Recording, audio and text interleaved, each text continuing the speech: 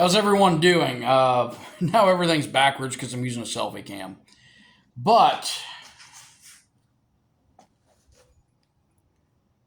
this is the final product.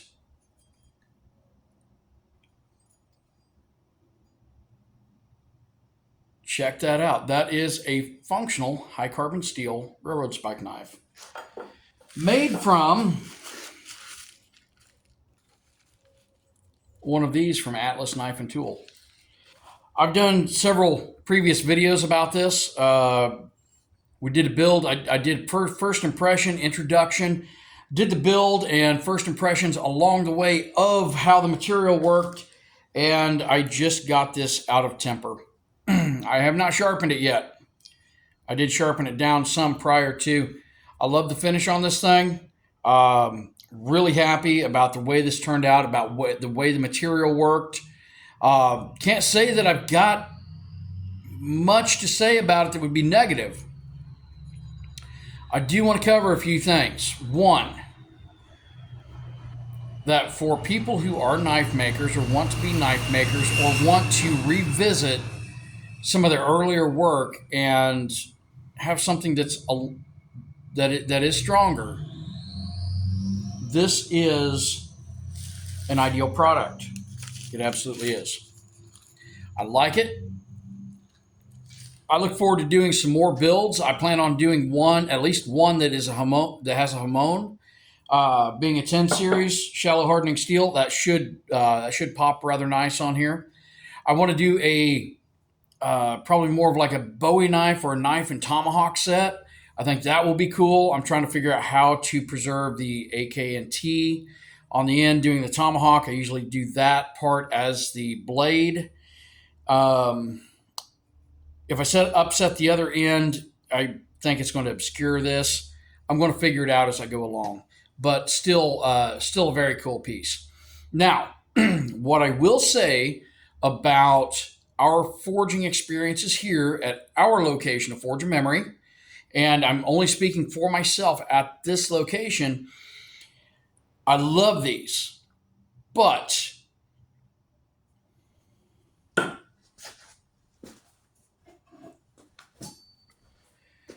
the biggest difference I find between these two products, biggest potential difference, this is a higher carbon steel. This is a higher grade of steel.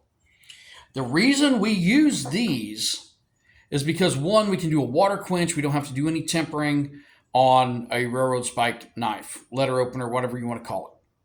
Knife-shaped object, some of you might call it. We do a lot of these experiences because steel is easier to move. Now, this is a lot of steel for most people to move at first, and we have not had anyone fail at making one of these in our store. I have not heard of any of the Forge Memory locations where someone could not make a spike knife, with guidance, of course. This is easier to work. This has a much simpler heat treat. Now, you're not going to have the hardness or what do I want to say? You're not going to have the hardness and the specific characteristics of the 1078 or 1080 steel with one of our traditional spike knives. One thing I am seeing with our location is that we can continue to offer the same price for this build, for this experience. The downside that I find with this, and this is not a negative thing, but as far as us doing the classes, and I will elaborate on this, is that this takes longer with the heat treat. It is a forgiving steel, and the heat treat is not complicated by any means. But it does take longer, and when you have multiple customers waiting, that could be an issue. However, for those who come in and make a traditional spike knife and then want to go home and make a higher carbon steel version, this is the route to go, I do believe. I plan on, like I said, I am going to be doing more builds with these. I am thrilled.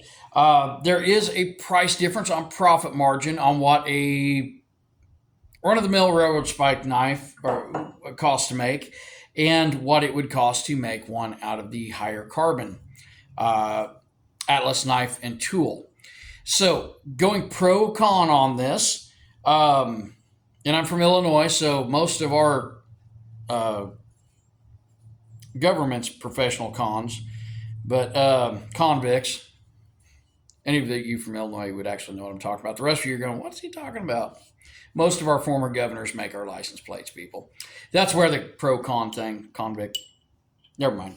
Okay, getting back on track here. But what I am going to say is this is some nice material. I do like this. I did not find any fractures. I did not find any voids. And I'm quite happy with this. I'm going to be doing more with these spikes. And I might even offer some up for sale here of the spikes, not of the finished product, definitely. But I like this material. I'm going to be using it. And I feel a little better myself about when I produce something like this, about offering it up at, it's something I can be proud of to put my name on. I'm still proud to make the spike knives and the spike hawks and so forth. So I'm not going to say that there's anything wrong with these spikes at all, but rather an air of caution. If you're used to working with this, which you can work at a lower heat, longer, and you try to do that with this, you're not going to have a good result. You still have to treat this as essentially knife steel that is railroad spike shaped. Okay? If that makes sense. If you want to get more elaborate, you want to add hamon, you want that temper line, this is the route to go. If you want to make something that's a little harder, that's not going to deform as easy, this is the route to go. Atlas knife and tool, railroad spike. If you're a beginner and you're starting out, I would start with a few of these, and then when you want to start moving forward a little bit, get your Atlas. Okay?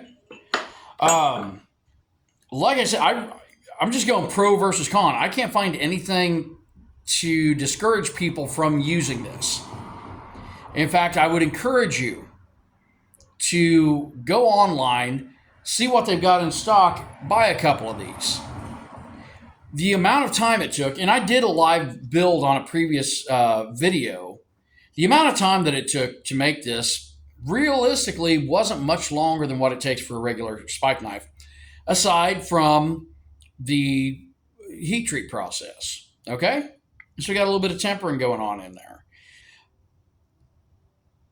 I really like the way this turned out. I mean, I would be tempted to keep this, but everything I make, I sell. So this will be going in the case here in the shop. But that piece right there, I'm proud of this. I'm going to tell you what, I am proud of this. I'm happy about the way this turned out. And I hope that some of you watching this will take my advice and go check out Atlas Knife and Tool, buy a few of these and try them out. And if you are a bladesmith, if you forge to shape, you're going to like these. I really like the profile on this. I know this is going to hold a good edge. I will sharpen it up a bit later. It's just so happened that we're getting ready to close here at the shop, and I wanted to do my final video. And what I can say is, for what I would sell this for, and it's not a high dollar knife, this would probably run you between $125 and $150 in my shop. Whereas a spike knife experience we do for $85. I find this to have the potential to be a high profit item. High profit in quantity. Now these do cost more than a regular railroad spike, and I would have to go online to see how much they were. I think there was a price discount. You'd have to contact Atlas about that. This is ideal for many applications. And if you wanted to offer up a spike class, like a day class, now this would be very much ideal for a day class where you're going to go through heat treat and maybe put your knife in for tempering, break for lunch, come back and finish it out and make a sheath. People, right here. Now, for those of us who have a line of people waiting to make these and who are wanting to have an experience, I'm going to stick with the traditional spike. For those who like that traditional spike knife look and want something that is better steel, right here. Am I going to do many classes with these? Probably not. I'm probably going to hammer these out myself because, one, I enjoy making the spike knives, and I think that's something that would be really cool to offer in the shop. Thank you